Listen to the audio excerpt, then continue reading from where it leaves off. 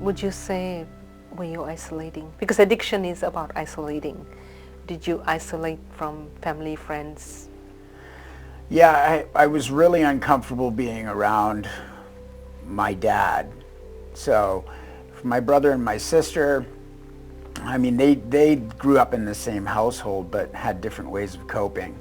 They would go in their room and shut the door. Me, I was more of a visualist, so I liked to see what was going on. And so what I witnessed was probably different than what they witnessed. But yeah, it was isolating. I could be around anybody and I could be isolating. Really what I found with myself was that I was really withdrawn from what, trying to just separate myself from what was going on and just trying to cope with it any way I could. And so very early, drugs took over. And so share with the viewers what the choices of the drugs you took at that time. How did it, the word is not help, but in some ways it helped you not feel? What does it do? Yeah, no, looking back on my life, that if I didn't find those substances at 12, I probably would have ended my life, because those thoughts were increasing a lot. And when I found those substances, what people don't understand is that, I went to doctors and they were giving me, prescriptions for depression, and it wasn't working. And then when I found substances, street substances particularly, I explained that to the doctor, and the doctors only replied to me where they're against the law and they're not socially acceptable, so you can't use them.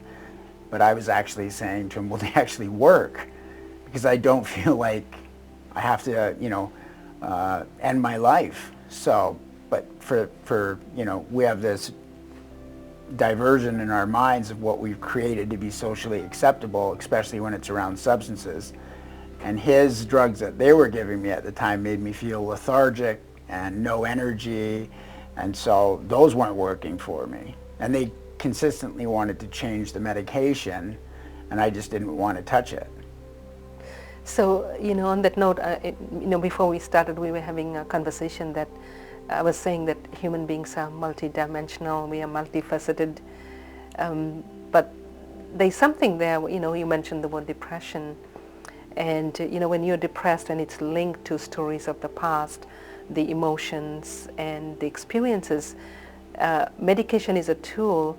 It may suppress certain things, but it really does not take away, or that memory is still there, and that's right. The memory that keeps you trapped in some of this cycle, and this is the reason people continue to feel that pain, even though there's people, I've known over the years that are taking antidepressants. Again, it's a tool for people. Right. Medication is a tool, and while they're still on this medication, but at some point in life, the story doesn't go away. Right. That memory is still there. You've suppressed something, but it's still there, and it still haunts people until you're able to sort of walk through those emotions and let some of those things go. It's still part of your life. Right. And often, we think we are punishing others for what they have done, but it's really, you're not punishing anyone else, you're punishing your own self. Right. By using certain substance, because at the end of the day, it's your body that is actually taking the abuse. Yeah, I think self-hatred has a big part in my life. Just what I'd started to believe, because I'd heard it so often, is that, what's wrong with you? Why are you doing this? What's your problem? So I started to, inside, I felt wrong.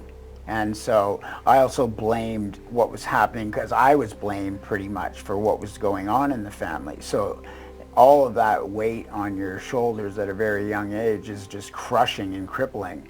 And so for me, what I'd always felt was that I felt like I was the problem, and that what was happening was because of me. And so when you carry that, that's tremendous shame, guilt. And so for me, it was just, in order to survive on this earth, like, I needed to find substances. And I quickly evolved up the scale of substances Some people, if they, you're going to have people that use drugs for, pleasure. You're going to have people that use drugs for pain, and you're going to have people that use drugs every weekend or on the weekend to go to parties. However, for me, it was a coping mechanism that I wasn't able to function without. And when I found them, I was like, wow, it doesn't matter what somebody says to me now. I actually don't care.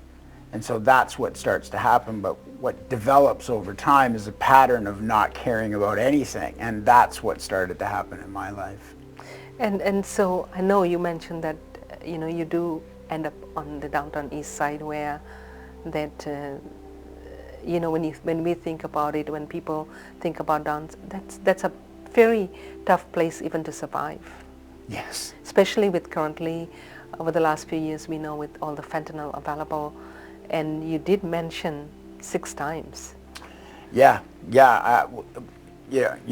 Once I got into the downtown east side, quickly after, and I was using heroin. But in 2013, I'd never overdosed once in 20 years. Mm-hmm. But in 2013 wasn't declared a public health crisis until 2016. However, what a lot of people don't understand is that in 2012, 2013 was actually the induction of fentanyl onto the streets. And for me, when I bought it, that's the drug that now replaced the heroin. I didn't want heroin anymore because it's just extremely powerful. And I died 6 times. I was brought back to life in rapid succession. And it was until the last time when I just realized in my life that I could no longer go on living the way I'm living and looked for options.